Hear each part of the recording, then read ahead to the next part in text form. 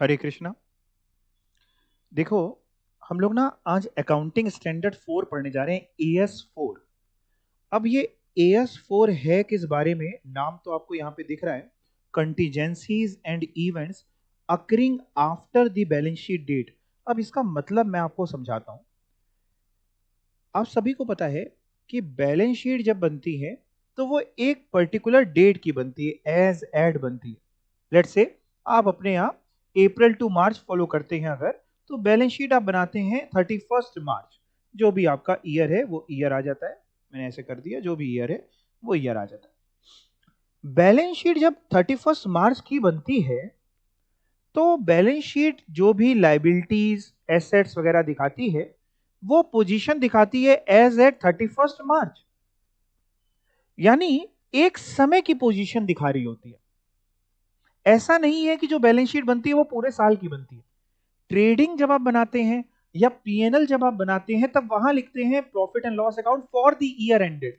But balance sheet में कभी आप फॉर द ईयर नहीं लिखते, एज एट लिखते हैं या एज ऑन लिखते हैं। यानी दैट मीन सपोज करिए आज मेरी बैलेंस शीट में कैश है 1 करोड़ का 31 मार्च। क्या जरूरी है कि हम 2 दिन बाद कैश चेक करें तो भी 1 करोड़? Answer is no. हो सकता है हमने उससे कोई जमीन परचेज कर ली, 2-3 अप्रैल तक हमने 50 लाख की जमीन परचेज कर ली तो कैश 50 लाख बचा। यानी बैलेंस शीट एक समय की पोजीशन दिखाती है। अब पर्टिकुलरली होता क्या है, पहले बनती है बैलेंस शीट, खासतौर पे कंपनीज वगैरह की बैलेंस शीट बनती है एक समय की, एज एट 31 मार्च। बैलेंस शीट के बाद यानी फाइनेंशियल स्टेटमेंट्स के बाद, बैलेंस शीट हो गई, पीएनएल हो गया। अब कंपनी में ट्रेडिंग नहीं बनता, अब वो पीएनएल से चलता है, उसी में ही ट्रेडिंग, उसी में पीएनएल। फिर उसको ना बोर्ड ऑफ डायरेक्टर के सामने, share holders board of director बनाते हैं, शेयर होल्डर्स के सामने अप्रूवल के लिए रखा जाता है।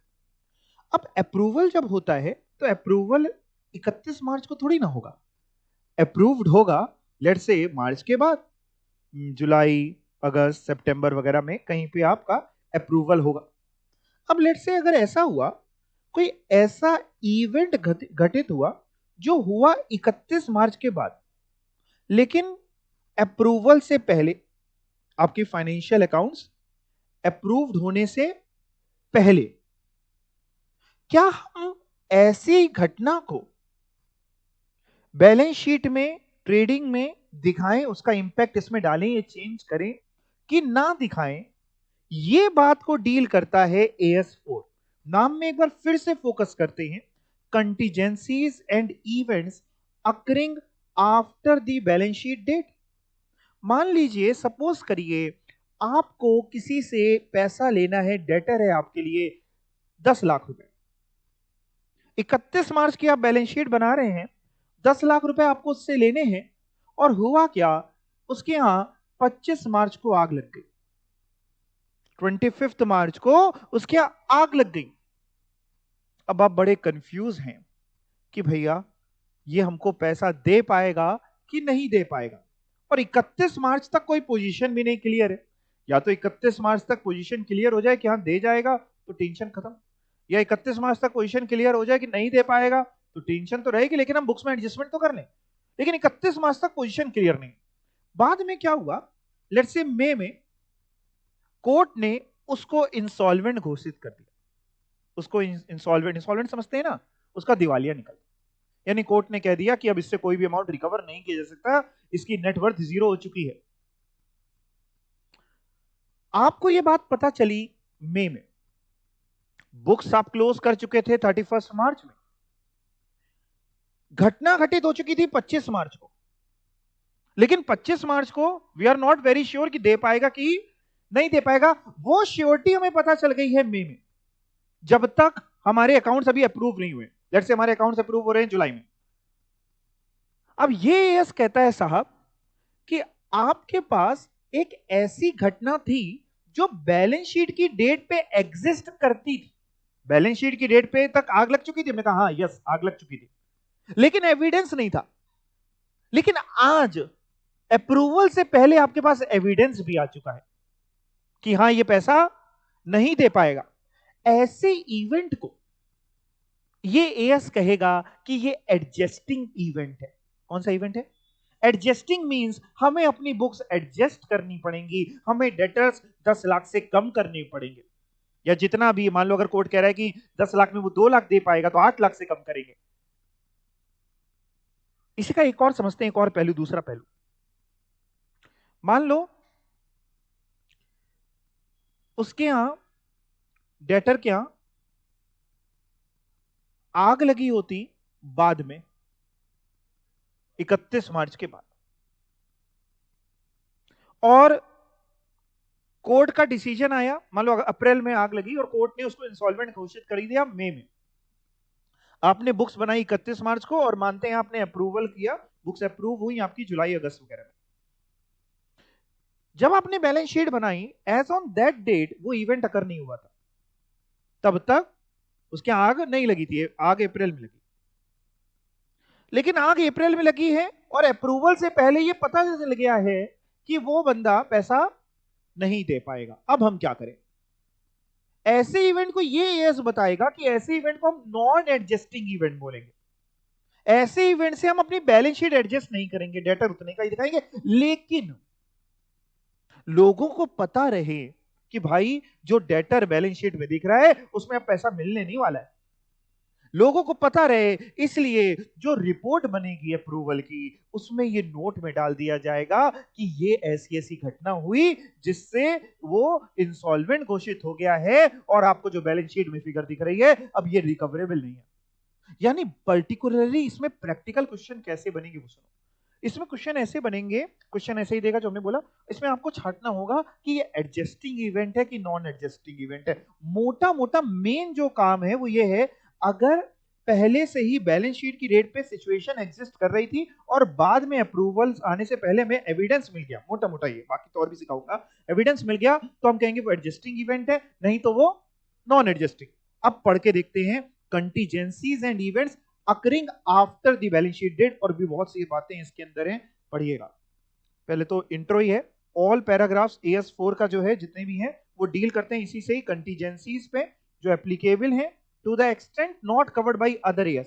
कहने का मतलब ये है, सपोज करिए इतने सारे AS अभी आपको पढ़ने हैं और कोई पर्टिकुलर AS में किसी चीज के बारे में रिक्वायरमेंट लिखी, मान लो जैसे भी आपको पढ़ाऊंगा एक AS12 है जो गवर्नमेंट ग्रांट्स के बारे में बताता है। अब AS12 अगर गवर्नमेंट ग्रांट्स के बारे में बता रहा है तो कह रहा है फिर AS12 डील करेगा, हम डील नहीं करेंगे। यानी किसी पे अगर पर्टिकुलर कोई AS बना हुआ है तो वो डील करेगा, हम डील नहीं करेंगे। हाँ, अगर कोई AS नहीं बना या वो AS साइलेंट है उस विषय पे तो फिर हम डील करेंगे। तो भाई साहब जितने भी नॉर्मली तो ज्यादातर चीजों में हम लोग इसको लेके चलते हैं। अच्छा, कंटीजेंसीज का मतलब समझते हो? कंटीजेंसी क्या होती है? कंटीजेंट एसेट वर्ड कभी सुना है आपने, या कंटीजेंट लायबिलिटी सुना होगा? कंटी हाँ, बिल्कुल ठीक। जिसका होना ना होना तय है कि नहीं तय? अभी नहीं तय। यानी कंटीजेंट एसेट कह लो या कंटीजेंट लायबिलिटी कह लो, जो पता नहीं है कि भविष्य में होगी कि नहीं होगी, जिसका होना ना तय होना एक अनसर्टेन चीजों पे डिपेंड करता है। पढ़ के देखते हैं क्या लिखा है। कंटीजेंसी इज ए कंडीशन, एक वो कंडीशन है, एक वो सिचुएशन है जिसका अल्टीमेट आउटकम क्या होगा। अब अल्टीमेट आउटकम या तो हो सकता है आपको फायदा होगा या आपको नुकसान होगा। भाई देखो, जैसे सपोज करो एक व्यक्ति ने दूसरे व्यक्ति के ऊपर लेट से कोर्ट में केस किया कि हमारा पैसा नहीं दे रहा है, तो अब देखिए एक के लिए है कंटीजेंट एसेट और एक के लिए है कंटीजेंट लायबिलिटी। क्योंकि जो है केस जीत जाएगा, अगर पता नहीं जीतेगा कि नहीं, उसके लिए क्या है अभी कंटीजेंट एसेट। हाँ, जीत जाएगा तब फिर वो एसेट है, और जो जिसके खिलाफ केस है उसके लिए क्या है कंटीजेंट लायबिलिटी। तो कह रहा है अल्टीमेट आउटकम है जिसका गेन या लॉस विल बी नोन और डिटरमाइंड, पता चलेगा कब? ओनली या तो कुछ होने पे या कुछ नहीं होने पे, ओनली ऑन द अकरेंस और नॉन अकरेंस ऑफ भविष्य के इवेंट ऑफ वन और मोर अनसर्टेन फ्यूचर इवेंट। बात समझ में आई? एक एग्जांपल देखिएगा, ABC has filed case against our debtor for a recovery of ₹25 lakh। ABC ने अपने डेटर के खिलाफ केस फाइल किया 25 लाख रुपए रिकवर करने के लिए। According to the legal team chances of recovery nil है। पहले तो ये बताओ जरा, ABC लिमिटेड के लिए, ABC के लिए ये एसेट है कंटीजेंट कि कंटीजेंट लायबिलिटी है? कंटीजेंट एसेट है। अब चांसेस रिकवरी के निल हैं। लीगल टीम कह रही है कि भैया जीतोगे नहीं केस तो तुम फाइल कर लो, लेकिन चांसेस बहुत निल है। यानी ऐसा कंटीजेंट एसेट जिसके होने की संभावना बहुत कम है, क्या आप उसको बैलेंस शीट में दिखा दें? क्या उसको एसेट मान लें? Answer is no. अगर आपने छोटे में 11 12 में अकाउंट्स वाले में थे आप, आपने अकाउंट्स में पढ़ा होगा 11th क्लास में, कुछ कॉन्सेप्ट्स होते हैं, उसमें से कॉन्सेप्ट होता है कंजर्वेटिज्म कॉन्सेप्ट। कंजर्वेटिज्म सुना है कभी? कंजर्वेटिज्म क्या कहता है? कंजर्वेटिज्म ये कहता है कि अगर कोई नोन लॉसेज है, कोई नोन लाइबिलिटीज हैं जिसका होना तय है या जिसकी होने की संभावना ना होने से ज्यादा है, तो आप उसको दिखा दीजिए। लेकिन कोई भी एसेट, कोई भी इनकम तब तक ना दिखाइए जब तक वो सर्टेन ना हो जाए। सेम तरीके से कंटीजेंट लाइबिलिटी की अगर हम बात करें, अगर हमारी कंटीजेंट लाइबिलिटी है जिसकी होने की प्रोबेबिलिटी हमको ज्यादा लग रही है कि हाँ चुकाना पड़ेगा, तो उसको हम रिकॉर्ड कर लें।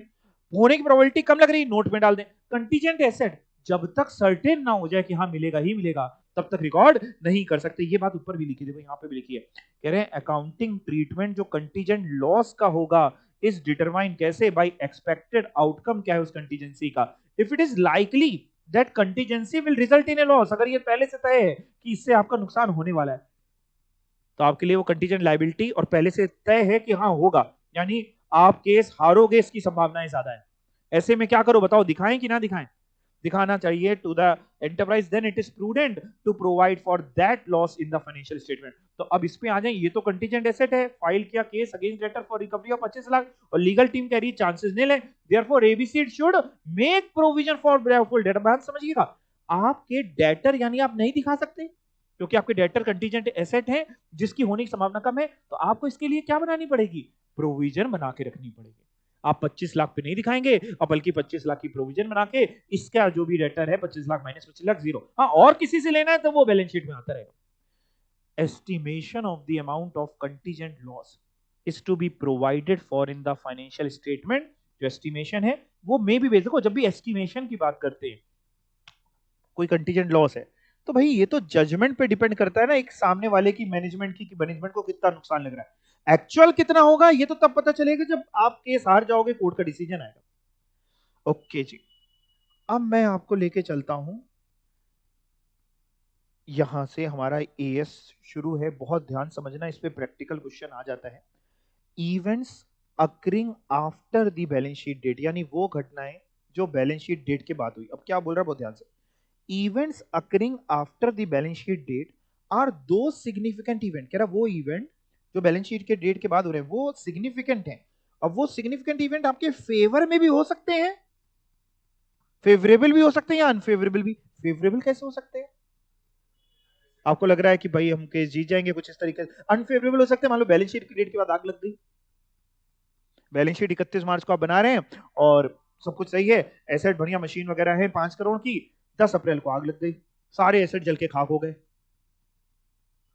अभी अप्रूव नहीं हुई आपकी स्टेटमेंट्स, लेकिन आग लग गई है, हाँ बैलेंस शीट की डेट के बाद लगी है। तो क्या आपको ये बताना चाहिए स्टेक होल्डर्स को? आंसर इज यस, बिल्कुल बताएंगे। तो हाँ नोट्स में बताएंगे। कह रहे हैं सिग्निफिकेंट इवेंट्स हैं, बोथ फेवरेबल भी हो सकते हैं अनफेवरेबल भी, दैट अकर कब हुए सर? वो between the balance sheet date and the date on which financial statement are approved by the board of director in case of company and corresponding approving authority जो भी है in case of other entity। देखो अगर वो event बिल्कुल ही balance sheet की date के पहले हो चुका होता सब कुछ, मान लो बैलेंस शीट की डेट के पहले आग लग गई, अभी बैलेंस शीट की डेट ही नहीं 31 मार्च ही नहीं, फरवरी में आग लग गई है, सब कुछ फरवरी में हो चुका है, तो फिर तो ये एएस नहीं डील करता। एएस करे जब सब कुछ पहले ही हो चुका है तो दिखाओ ना उसको। दिक्कत कहां है, इंसान के दिमाग में कंफ्यूजन कहां है? जब कोई चीज कब हो रही हो, बाद में। अच्छा एक और समझो, सब कुछ हुआ जब बोर्ड ने आपके खाते, आपकी फाइनेंशियल स्टेटमेंट्स अप्रूव कर दी थी, उसके बाद हुआ, अप्रूवल के बाद। तब भी ये एस डील नहीं करता, जब अप्रूवल के बाद सब कुछ हो रहा है तो फिर यहां थोड़ी ना दिखाएंगे। तो दिक्कत कहां है, जहां उस बीच में हुआ, बीच मतलब बैलेंस शीट की डेट से लेके अप्रूवल की डेट तक। फॉर एग्जाम्पल देखिएगा, एग्जाम्पल देखिए, for the year ending 31 March financial statement is finalise, आपने फाइनेंशियल स्टेटमेंट फाइनलाइज करी एंड अप्रूव भी कर दी गई बोर्ड ऑफ डायरेक्टर्स द्वारा इन इट्स मीटिंग। जो मीटिंग कब हुई? 4 सितंबर को, यानी 31 मार्च की बैलेंस शीट है, 4 सितंबर को अप्रूवल है। इन दिस केस जो इवेंट होंगे किस दौरान? 1 अप्रैल से 4 सितंबर के बीच, वो इवेंट अकर हो रहे हैं, कहलाते हैं after the balance sheet date. अब उन इवेंट्स के अंदर दो चीजें होंगी, या तो वो एडजस्टिंग इवेंट होंगे जिसके लिए आप अपनी बुक्स को एडजस्ट करेंगे, और या फिर वो नॉन एडजस्टिंग होंगे। एडजस्टिंग कौन से होंगे? बहुत ध्यान से, सब कुछ सारे क्वेश्चन इन्हीं पे होने वाले हैं। Those which provide further evidence of a condition that existed at the balance sheet date। बहुत ध्यान से, ये लाइन बड़ी इंपॉर्टेंट है। ये लाइन का मतलब मैं आपको फिर समझा रहा हूं, वो इवेंट जो बैलेंस शीट की डेट पे एग्जिस्ट करते थे, बैलेंस शीट की डेट तक, जैसे मैंने डेटर का एग्जांपल दिया, बैलेंस शीट की डेट तक डेटर की आंख लग चुकी थी और उसका एविडेंस भी आ गया कब, बैलेंस शीट की डेट के बाद और अप्रूवल से पहले। ऐसे इवेंट को एडजस्टेड इवेंट बोल रहे हैं। क्या कह रहे हैं? एडजस्टिंग इवेंट कौन से हैं? दोज जो प्रोवाइड करे फर्दर एविडेंस मिला बाहर में कंडीशन का, किसका? जो एग्जिस्ट हो रहे थे बैलेंस शीट की डेट। अगर लेट से आग भी लगी बैलेंस शीट की डेट के बाद और एविडेंस भी बाद में मिला है, अप्रूवल से पहले मिला है लेकिन बैलेंस शीट की डेट के बाद सब कुछ है, तो वो एडजस्टिंग नहीं हो सकते, वो नॉन एडजस्टिंग इवेंट है। समझ में आया? बाकी क्वेश्चन करेंगे तो क्लियर करेंगे। For example, a trade receivable declared insolvent after the reporting date and unable to pay full amount against whom provision for bad debt doubtful debt was created, तो वो आपका एक एडजस्टिंग इवेंट है। इसको और प्रैक्टिकल जब करेंगे डेट वाइज तो ज्यादा क्लियर होगा। नॉन एडजस्टिंग कौन से होते हैं sir? Those which are indicative of the condition, ऐसी कंडीशन जो अरोज हुई subsequent to the balance sheet date, यानी वो कंडीशन बैलेंस शीट डेट पे एग्जिस्ट नहीं करती थी, वो उसके बाद हुई। For example, plant got damage due to occurrence of fire, लेकिन कब हुआ? फायर कब लगी? बैलेंस शीट की डेट के बाद। अब ऐसे में सर करना क्या है? एडजस्टिंग नॉन एडजस्टिंग इवेंट में करना क्या है? एडजस्टिंग इवेंट में एडजस्टमेंट्स करने होंगे टू एसेट्स एंड लायबिलिटी, जहां पे भी जिसमें रिक्वायरमेंट है, are required for events occurring after the balance sheet date, जिससे आपको एडिशनल इंफॉर्मेशन मिली that provide material that provide additional information materially affecting determination of the amounts relating to the condition। ये बड़ा इंपॉर्टेंट है। Condition कब exist कर रही थी? बैलेंस शीट डेट पे कंडीशन थी, बाद में एडिशनल एविडेंस मिल गया। For example, adjustment may be made for a loss on trade receivable account which is confirmed, बाद में हो गया insolvency of a customer after the balance sheet date, यानी ट्रेड रिसीवेबल पहले नुकसान हो गया था, बाद में कंफर्म हो गया।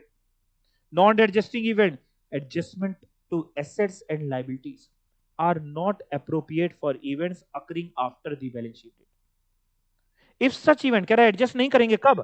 If such event do not relate to conditions existing at the balance sheet date, मतलब बैलेंस शीट की डेट तक वो इवेंट था ही नहीं, सब कुछ उसके बाद ही हुआ है, वो एग्जिस्ट ही नहीं करती थी कंडीशन।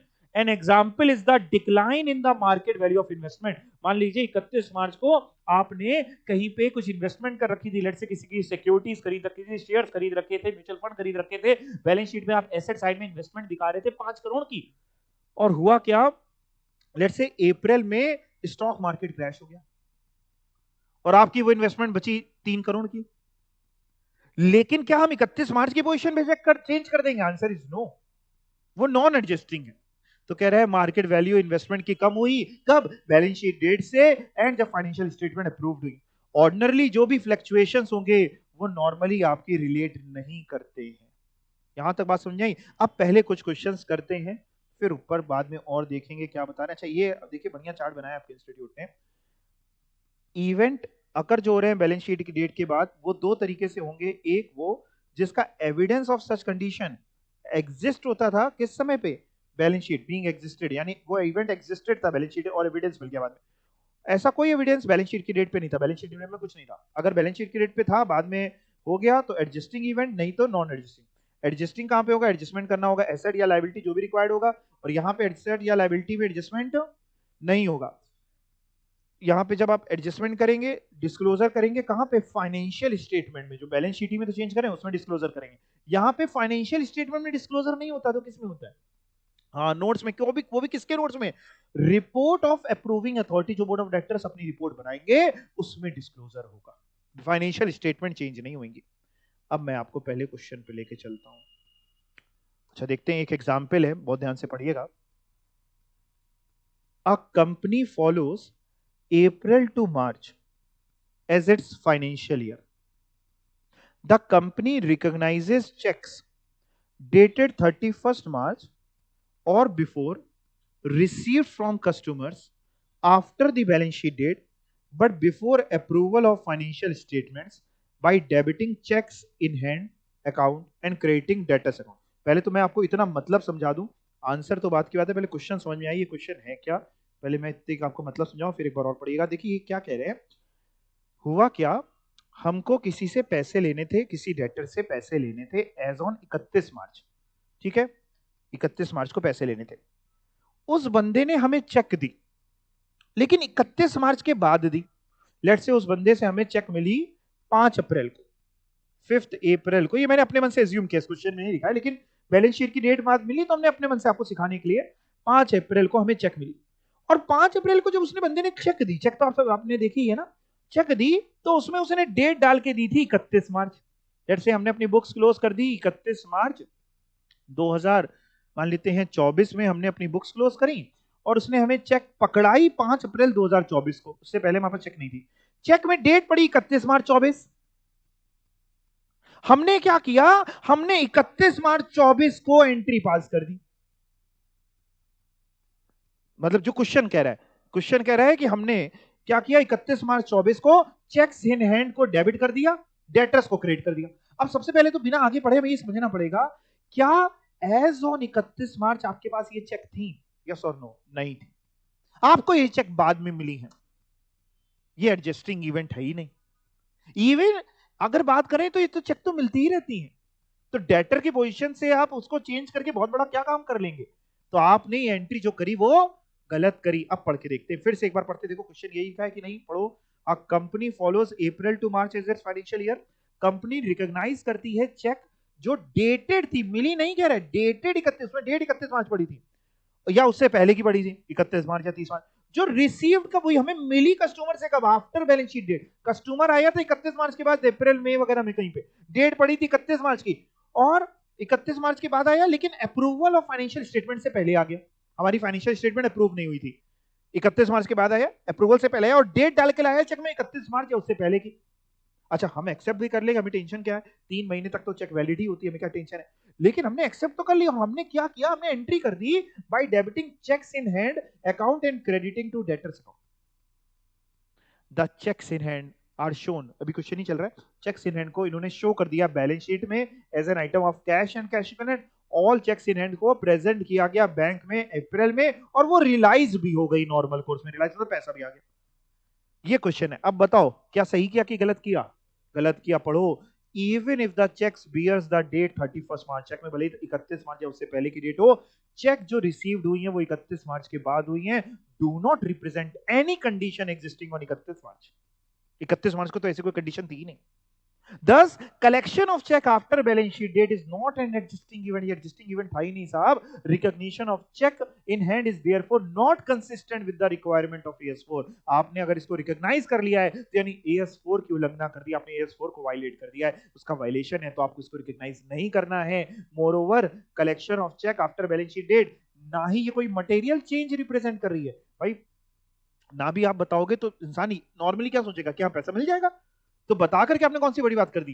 देखिए, हमें तो वो इवेंट पकड़ने हैं जिससे सामने वाले की सोच चेंज हो जाए, तो हमें वो इवेंट डिस्क्लोज करने हैं। तो पहली बात तो ये तो एडजस्टिंग तो है ही नहीं। अब क्या ये नॉन एडजस्टिंग है, क्या इसके लिए नोट्स देने की जरूरत है? Answer is no. Reason being, जब एक इंसान नॉर्मल बैलेंस शीट देखता है, उसमें डेटर देखता है, तो खुद ही सोचता है कि पैसा मिल जाएगा, और मिल ही गया है, तो बताने की क्या जरूरत है? हाँ, अगले साल में जब मिल जाएगा तो आप अगले साल में रियलाइजेशन में उसको दिखा देंगे। कह रहा है, moreover collection of cheque after balance sheet date does not represent any material change और commitment affecting financial position of the enterprise, and so no disclosure of such collection in the director note report is necessary. ना ही disclose करने की जरूरत है। आपको बात समझ में आई? अब एक और इलस्ट्रेशन है, देखते हैं क्या है। मेन ये पकड़ना है अपने को कि पहले तो एडजस्टिंग है कि नॉन एडजस्टिंग, और हो सकता है दोनों ना हो, जैसे ऊपर वाले में कुछ भी नहीं था। अब देखते हैं यहाँ पे, इन एक्स कंपनी लिमिटेड क्या हुआ, थेफ्ट हुई, चोरी हुई of cash of 5 lakh by the cashier in January. ये जानबूझ के आपका ईयर ऐसे लिखते हैं कि वो चेंज ना करना पड़े, एक्स जो होता है ना वो अपने मन से, ठीक है, कोई भी है। तो कह रहे हैं मान लीजिए चोरी हुई जनवरी में 5 लाख की, वॉज डिटेक्टेड ओनली इन मे, लेकिन पकड़ में कब आई? मई में। तुरंत नहीं पकड़ में आई, कैशियर ने चुराया, बाद में जब मई वगैरह में चेक किया गया तो पता चला 5 लाख कम है, तब पता चला अच्छा जनवरी में कैशियर चुरा के भाग गया था।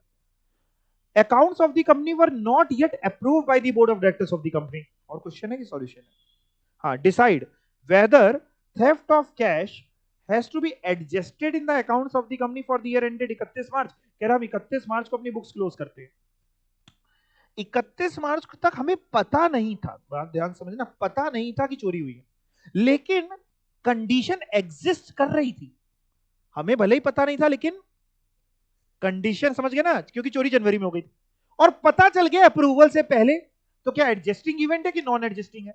एडजस्टिंग है, और आपको फिर इसको एडजस्ट करना चाहिए और अपना कैश 5 लाख से कम करना चाहिए और दिखाना चाहिए कि आपके साथ फ्रॉड हुआ है, आपके साथ थेफ्ट हुई है। आंसर पढ़ के देखते हैं क्या दिया। एस पर एस 4, ये रिवाइज मतलब पहले अलग हुआ था, अब जो आप पढ़े लेटेस्ट ही पढ़े।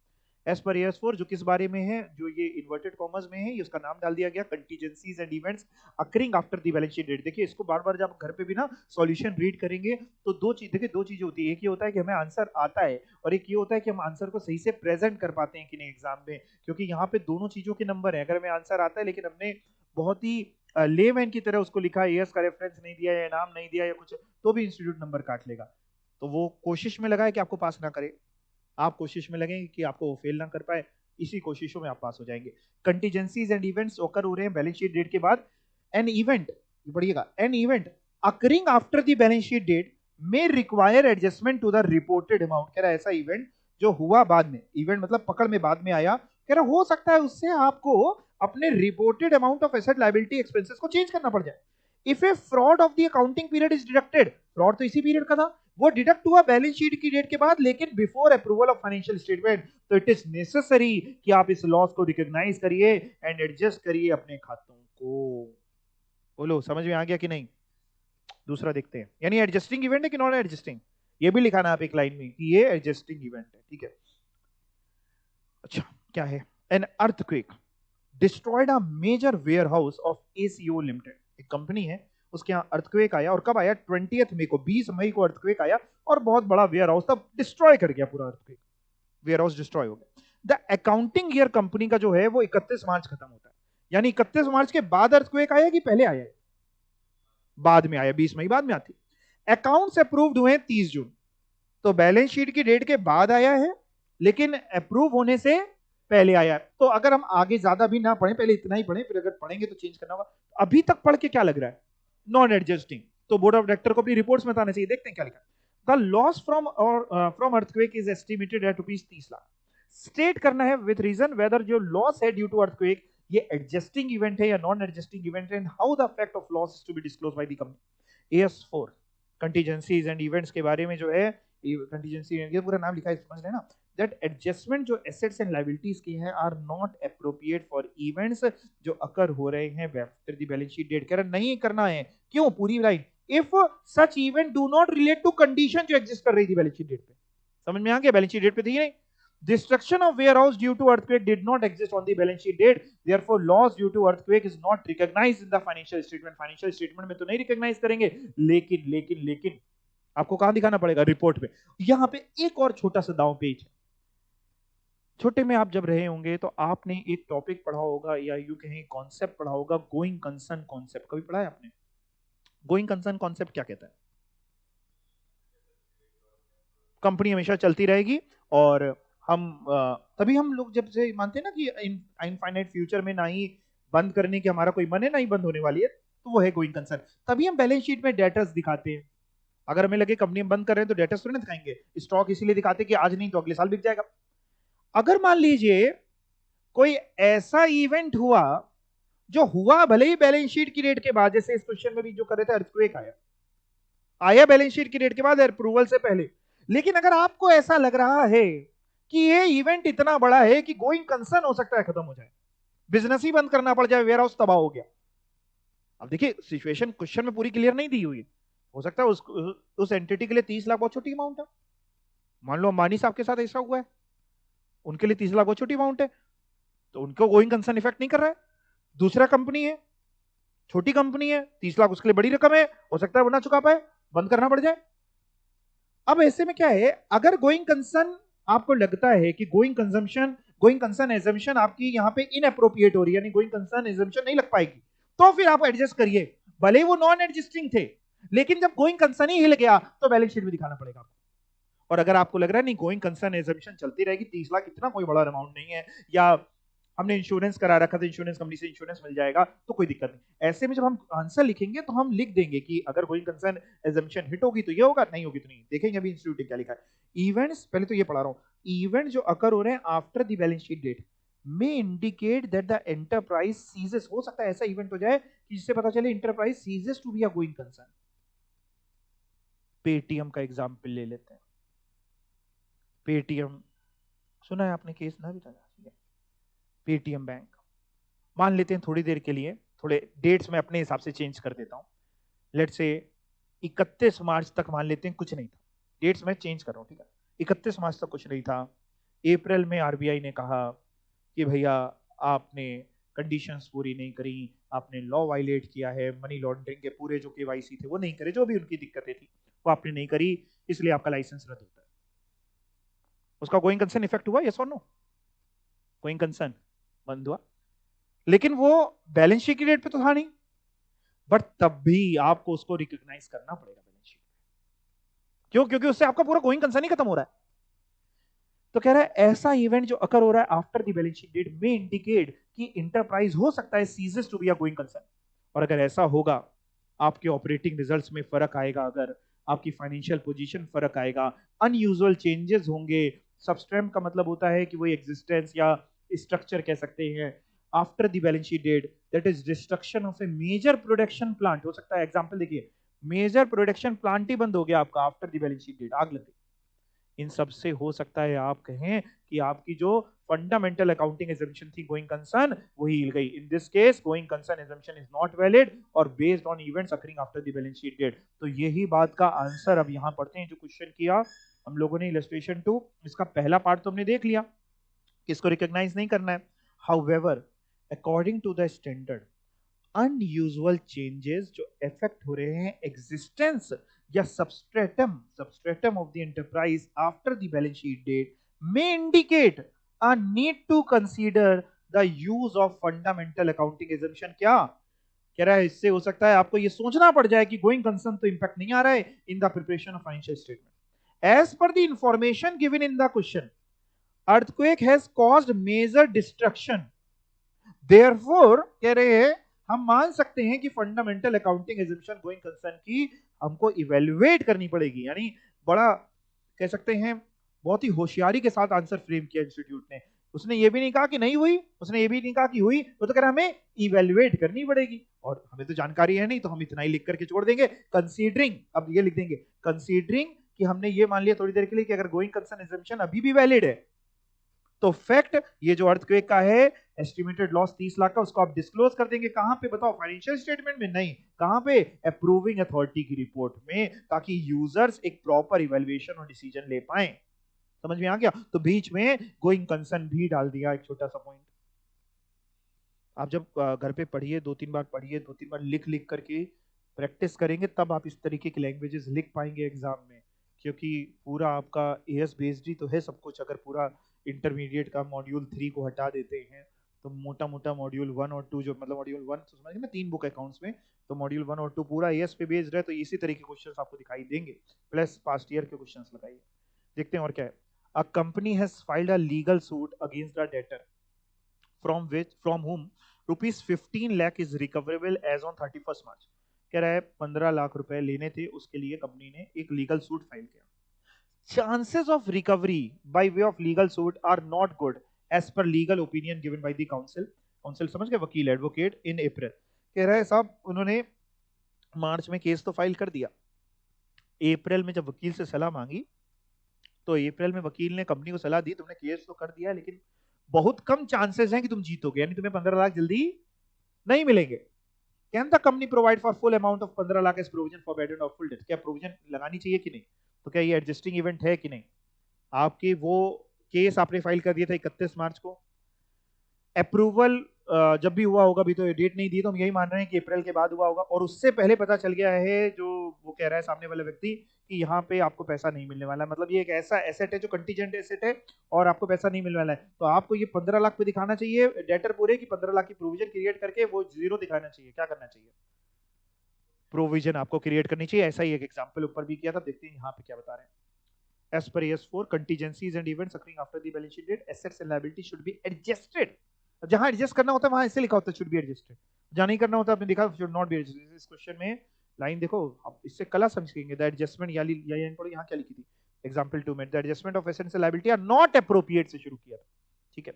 तो Asset and liability should be adjusted for event occurring after the balance sheet date that provide additional evidence. आपको एक additional evidence कैसे मिला? वकील ने बताया भैया नहीं हो पाएगा to assess the estimation of amounts relating to the condition जो exist कर रही थी balance sheet date पे.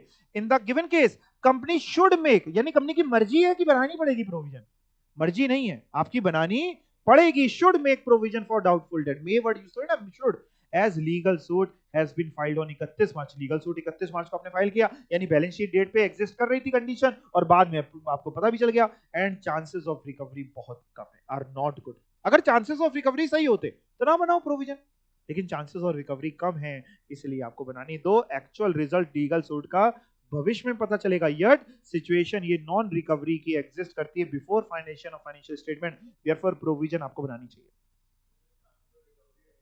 चांसेस ऑफ रिकवरी अच्छे हैं तो आप प्रोविजन नहीं बनाएंगे तो भी चलेगा, नोट में आपको बताना होगा. देखिए ये एएस इसलिए लाया गया, इस एएस के पीछे कारण समझते हैं क्यों लाया गया.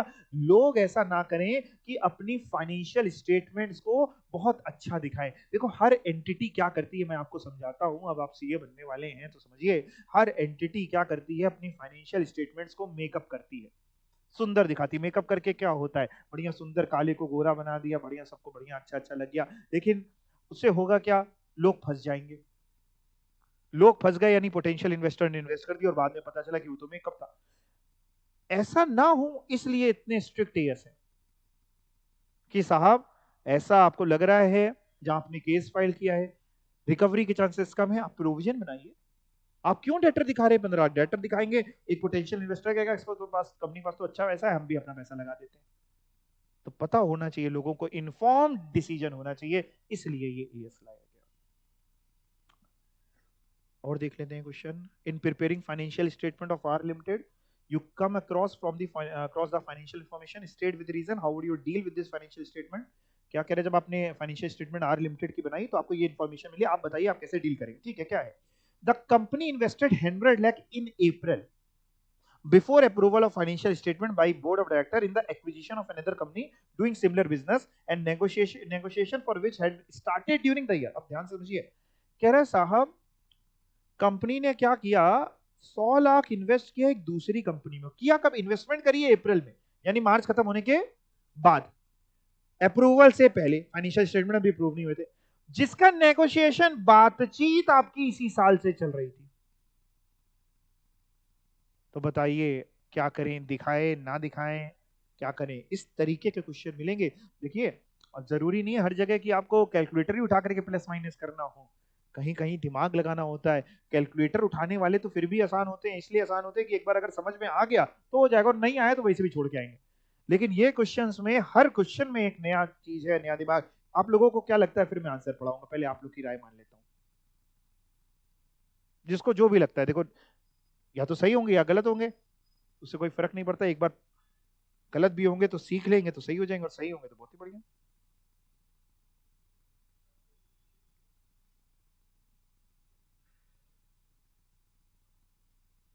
जितनी भी नॉलेज ली उससे जो भी दिल से आंसर आए.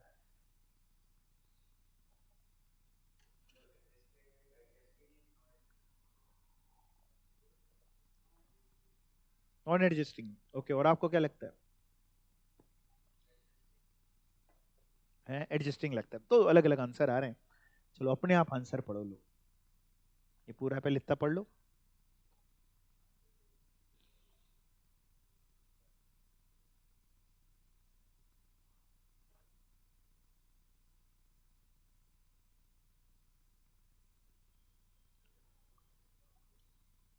यहां तक तो कहानी लिखी है अभी.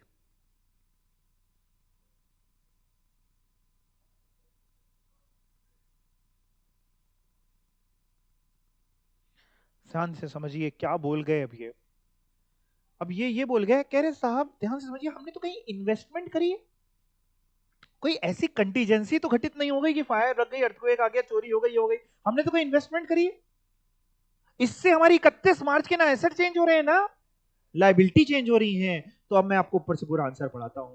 कह रहा है AS4 जो डिफाइन करता है events occurring after the balance sheet date as दो सिग्निफिकेंट इवेंट. इवेंट का क्या मतलब है, वो इवेंट में बी फेवरेबल और may be unfavourable that occur between the balance sheet date and the date on which financial statement are approved by the approving authority. तो कहानी लिखी अभी तो. Accordingly acquisition of another company आपके लिए एक इवेंट तो है जो अकर हुआ है बैलेंस शीट डेट के बाद। However no adjustment to asset and liabilities required. क्यों नहीं करना पड़ेगा sir? As the event does not affect determination and condition of the amount जो स्टेटेड थे फाइनेंशियल स्टेटमेंट में। भले ही नेगोशिएशन पहले से चल रहा था लेकिन आपके इसमें कोई चेंज नहीं आया। The disclosure should be made. हाँ, डिस्क्लोज कर देना चाहिए। कहां पे?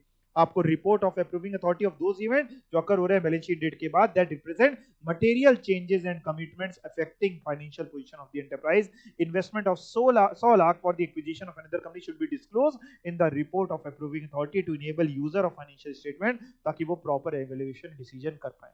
आप मान के चलिए जितने क्वेश्चंस आप पढ़ रहे हैं यही सारे क्वेश्चंस इंस्टीट्यूट घुमा फिरा के पूछता है। नाम चेंज करेगा, थोड़ी सी लैंग्वेज चेंज कर देगा, बट अगर आपने ये लगा लिया और प्लस पास्ट ईयर तो आपको करनी है। ये दोनों आपने इतनी अच्छे से बैठा के कर लो कि रात में भी आपसे कोई 2 बजे भी अगर आपको जगा करके पूछे कि ये क्वेश्चन दे दे और आप सॉल्व करके दिखा दो, तो आपको एग्जाम में कोई फेल नहीं कर सकता, आप आराम से पास होगे। पूछता यही सब है, बस हम बार बार जब प्रैक्टिस करेंगे तो हमारे कॉन्फिडेंस लेवल बढ़ जाएगा और हम कर लेंगे। पहली बार सोच के करेंगे तो पहली बार नहीं होगा, पहली बार में गलती होगी। चलो, उम्मीद है शायद ये क्वेश्चन आप बता लोगे। आंसर नहीं पढ़ना, ठीक है। A limited company close its accounting year on 30th June and accounts for that period were considered and approved by the board of director on 20th August। कह रहा है A limited ने अपनी बुक्स क्लोज करी कब? 30 जून को। Accounts जो है, यानी 30 जून बोल रहे तुम 30 जून मान लेंगे हम, क्यों 31 मार्च माने जो बोल रहा है क्वेश्चन। अकाउंट्स उस पीरियड के अप्रूव हुए 20 अगस्त को। Company was engage in laying pipeline, company pipeline ले करती, ले मतलब बिछाना, for an oil company deep beneath the earth, deep मतलब अर्थ के, जमीन के बहुत नीचे। While doing the boring work, जब बोरिंग चल रही थी, बोरिंग समझते हैं घर में पानी की बोरिंग होती है वैसे ही खुदाई, ऑन 1 सितंबर, 1 सितंबर मीन्स अगस्त के भी बाद। जून में आप खाता क्लोज करते हैं, अगस्त में अप्रूवल है, अप्रूवल के भी बाद।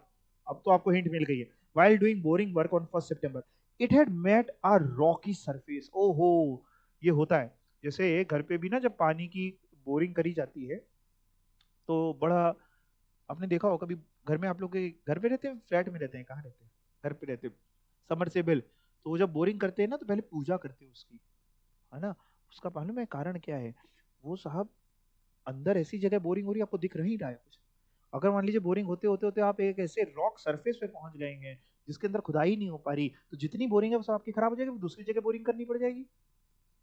समझ में आई बात आपको? तो कह रहा है while doing boring work on 1 September, boring work चल रहा था, नीचे जमीन में एक रॉकी सरफेस मिला, for which it was estimated कि एक एक्स्ट्रा कॉस्ट आएगी 80 लाख की, या तो दोबारा खुदाई करनी पड़ेगी या कुछ और मशीन वगैरह हैवी से उसको तोड़ना पड़ेगा।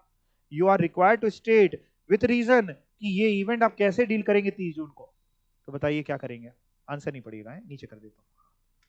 नॉन एडजस्टिंग लग रहा है आपको? क्यों नॉन एडजस्टिंग लग रहा है? अप्रूवल के भी बात है, बिल्कुल आप ठीक कह रहे हैं। यानी इसको ना ही हमें फाइनेंशियल स्टेटमेंट्स को एडजस्ट करना है और इवन ना ही नॉन एडजस्टिंग है, ना ही इवन आपको रिपोर्ट में दिखाना है, क्योंकि रिपोर्ट तक भी नहीं था। अब आप आंसर पढ़ के देख सकते हैं। यानी ये इट इज नॉट, ये पढ़िए आखिरी लाइन पहले, it is not an event occurring after the balance sheet date. ये वो डेट, ये वो है ही नहीं एस4 के हिसाब से, क्योंकि अप्रूवल के भी बाद हुआ है ना। तो अगले साल दिखाइए, फिर इसमें का कोई लेना देना ही नहीं। S4 on contingencies and events आप पढ़ लेंगे आंसर घर पे, मतलब समझ गए ना। ठीक है, ये देखते हैं क्या है। While preparing its financial accounts for the year ended 31 March, a company made a provision for bad debts 5% of its total trade receivable। कह रहा है 31 मार्च को जब कंपनी ने अपने खाता बनाया तो 5% की बैड एंड डाउटफुल डेट्स की प्रोविजन बना ली। In the last week of Feb, a trade receivable of rupees 2 lakh had suffered heavy loss due to an earthquake।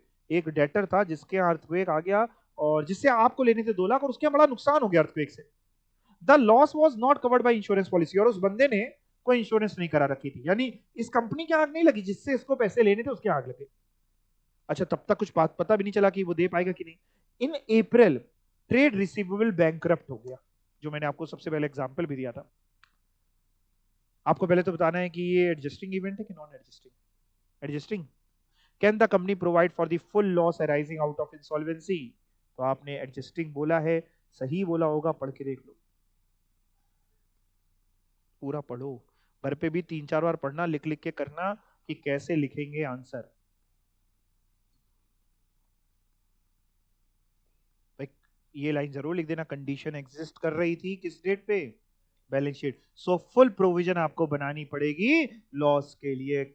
It is because of earthquake, जो बैलेंस शीट डेट के पहले हुआ। Head, earthquake भी अगर 31 मार्च के बाद आता, अगर मतलब ये इन्होंने अपने मन से डाला कि हेड अगर अर्थक्वेक भी 31 मार्च के बाद आता, देन ये एक नॉन एडजस्टिंग इवेंट हो जाता और केवल डिस्क्लोजर से काम चल जाता। बट यहाँ तो 31 मार्च से पहले आया, तो आप एग्जाम में जरूरी नहीं कि ये पैरा लिखे हैं, ये आपकी मर्जी है। मतलब मैंने काटा है, जरूरी नहीं कि गलत है इसलिए नहीं काटा है, ये आपकी मर्जी है, लिखो या ना लिखो। एक्स्ट्रा ज्ञान नहीं भी देना है तो ना दो, इतना तो लेकिन करना पड़ेगा आपको एग्जाम में, ठीक है। Y limited has book debt and has a doubt over recoverability. अभी काम करेंगे क्या, कितने क्वेश्चंस हैं, यही है, खत्म हो जाएगा, कर लेते हैं। Y limited has book debt and has a doubt over recoverability of some of the book debt. आपके बुक डेट मतलब समझ गए, डेटर हैं और आपको डाउट है कि हो सकता है कुछ अमाउंट रिकवर ना हो। The amount that can not be recovered is not quantifiable. कितना अमाउंट मिले नहीं मिल पाएगा, ये क्वांटिफाई नहीं कर पा रहे। क्वांटिफाई मतलब जज नहीं कर पा रहे कितना नहीं मिलेगा। This Y Limited is of the opinion कि provision for bad and doubtful debt should not be created. Y Limited कह रहा है कि जब हम जज ही नहीं कर पा रहे कितना भी नहीं मिले, कितना नहीं मिलेगा, तो प्रोविजन ना बनाए। जबकि वाई लिमिटेड को ये पता है, डाउट है कि हाँ कुछ नहीं मिलेगा। Y limited create provision for certain other expenses, कुछ और खर्चों के लिए बना ली, लेकिन डाउटफुल डेट्स के लिए प्रोविजन नहीं बना रहा है। बताओ वाई लिमिटेड सही है कि नहीं, गलत है। आप क्वांटिफाई नहीं कर पा रहे, ये कोई वो थोड़ी ना, आपको क्वांटिफाई करना पड़ेगा, मर्जी हुई थोड़ी ना। तो सारी कंपनियां कहेंगे हम क्वांटिफाई नहीं कर पा रहे। तो एज पर AS4 contingencies and events occurring after the balance sheet date, if it is likely that a contingency will result in a loss, अगर ये लाइकली है कि नुकसान होगा to an entity, then it should create provision for contingency on the estimated basis based on the above contention of that provision doubtful debt की हम नहीं बनाएंगे merely क्यों, हम quantify नहीं कर पा रहे, is not correct, ये सही नहीं है। hence Y limited को provision बनानी चाहिए। क्लियर। अब होमवर्क क्या है सुनो, अब ये एएस जितने क्वेश्चंस हमने करे पहले एक बार घर जाके पहले उनको रिवाइज करना, फिर ये एमसीक्यू क्वेश्चंस कुछ दिए हुए हैं इन्होंने वो करिएगा, और पास्ट ईयर और प्रैक्टिकल भी दिए उसके नीचे, ये भी करिएगा। फिर पास्ट ईयर के इसके आंसर्स भी इन्होंने दिए होंगे, तो आप पहले अपना करिएगा, बाद में आंसर्स मिलाइएगा, और पास्ट ईयर को फिर जो भी डाउट हो ले आइएगा नेक्स्ट टाइम पे, ठीक है। चलो थैंक यू।